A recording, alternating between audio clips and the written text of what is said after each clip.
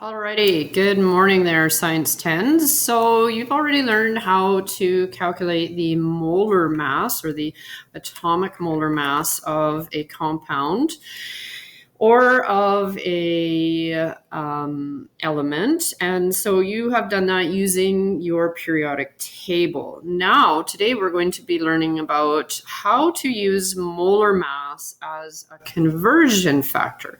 So you already have learned that molar mass is in the units grams per mole, and it's always per 1 mole. And so your periodic table has for you the molar mass of a compound. So you know how to calculate molar mass, and you've already done that for elements and compounds. You know that the number in the top right corner of each element square on the periodic table gives you the molar mass. So if you're just asked for sodium, you just look it up. It's just Na, it's 22.99. What about those diatomic atoms like nitrogen and oxygen and chlorine? Well, because they're diatomic, so there's 2 nitrogen atoms in the element. So you're going to take 2 times that molar mass value, and your final answer will be 28.02 grams per mole. What about if it's a compound? Well, you just add them up. You sum up the molar masses. So CaCl2 is an example of a compound. I've got calcium. I look it up and it's 40.08 grams per mole. Then I look up chlorine. Well, there's 2 of them in the formula, so I got to times it by 2. Add them together and I get for calcium chloride 110.98. Now, there's 2 important things you got to notice here. Each and every one of these doesn't matter the decimals out front, but there's always 2 decimal places and the units are grams per mole. So very important that you are writing your answers to the correct number of significant digits. That's 2 decimal places. And you have the correct units. That is grams per mole. Okay, so here there are a few more calculations for you to do, some more practice questions. And for these ones, you can go ahead and do the work on your calculator.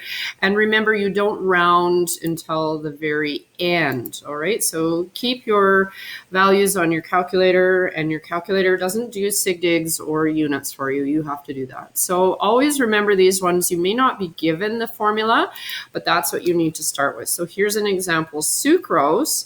Well, they haven't given you the formula, so you've got to write the formula out first. Now, this one is a molecular compound. You're going to look it up unless you've memorized it. And then once you know all the atoms in the compound, you are going to add them up and write out 2 decimal places for your answer and the correct units. If you don't do the right number of decimal places, or if you don't have the units, you will lose marks on these questions. Okay, and this is a fundamental for moving on into Chem 20. If you can't do this, then in Chem 20, you are going to really, really struggle. Okay, so here's the next thing. This is the new stuff here, is that molar mass is actually a conversion factor. And so you can use it to cancel out moles or grams depending on what is given in the question. So here's an example of a question where we're given mass. They're telling us the element is silicone and the mass is 56.18 grams. So let's write down, we have 4 sig digs there. And we need somehow to cancel out grams. They're asking us to solve for to find the moles. How many moles? So we always start by writing down all the information that we've been given in the question. We've got 56.18 grams, and we have our periodic table, right? Anytime you're given a formula or the name of a compound or an element, you just look up the molar mass on your data booklet, your periodic table, and you find silicone. Now, that's not one we use a lot, but we can look it up, and in the top right corner, it says 28.09. So the deal is you can use this molar mass as a conversion factor, and you can leave it as is, as 28.09 grams per 1 mole, or you can flip it. You can invert it to cancel out the units, okay? So, and that's what we have to do in this case. we're given grams and we want to cancel grams.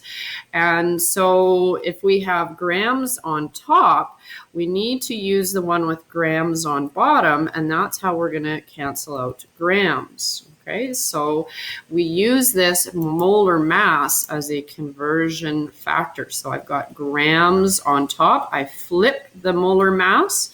Grams on top and on bottom cancel out. You can think of it as, here's this line here. I've got 56.18 times 1 divided by 28.09 grams on top and bottom will cancel, and I'll end up with moles. Your calculator will just say 2, but you have to add in those digits so that you have 4 significant digits in this question, and you must include the unit, and the unit here is moles.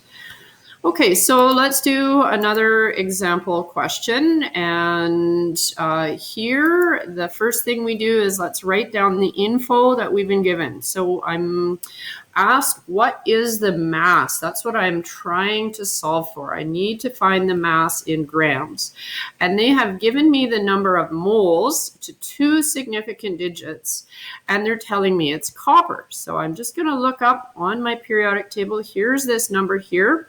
63.55 grams is 1 mole of copper, or I could write that instead, 1 mole of copper contains 63.55 grams worth of copper atoms. Okay, so you're just looking that up on the periodic table, and then you are deciding what it is you're going to use. Okay, so let's see how we do this question. Okay, so we've got our molar mass, and now let's go back to what is given to us in the question. We've got 6.5 moles. So that's what we start with. We always start with what is given in the question. And we are asked to find the mass. So how are we going to do that? How will we write the molar mass so that we can cancel out moles? Well, which of these 2 ways does it look like we can cancel moles out?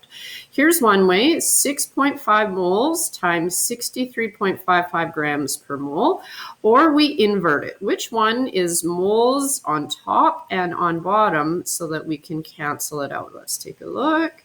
Well, look at if I do this one, moles times moles over gram, that doesn't cancel out moles. This one, I've got moles on top and moles on bottom. So this is the one that I'm going to do, and I'm using my molar mass as my conversion factor so I can cancel it out, right? If I did this, moles times moles over gram, moles squared over gram, there's no such thing. That doesn't exist.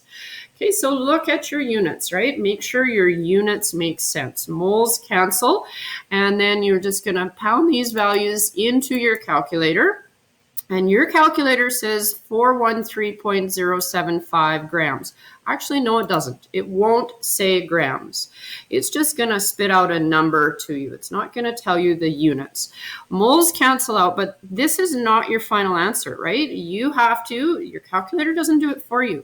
You have to go in there and write your 2 sig digs, because that's what was given in the original question, 2 digits. And in this case, we have to put it into scientific notation. Oh boy, remember how to do that, guys? 413 decimal 075. We have to move our decimal 2 places. Here's where our decimal started between the 3 and the 0. We're moving our decimal 2 places left. So it is 4.13075 times 10 to the 2. So we now have scientific notation. We're going to put it into just 2 digits. 4.1 times 10 to the 2 grams. Now I've got my units, and I have my thing, my entity, what it is. It's copper. I better write that down as well. Okay, so I am going to show you guys another quick example. There will be 2 videos in this series of how to do molar mass conversions. The next one will be a shorter one. I am just going to end it here for now and come back to you with another video. So mole to mass, mass to mole conversions. There will be a second video in this series. Till then, take care.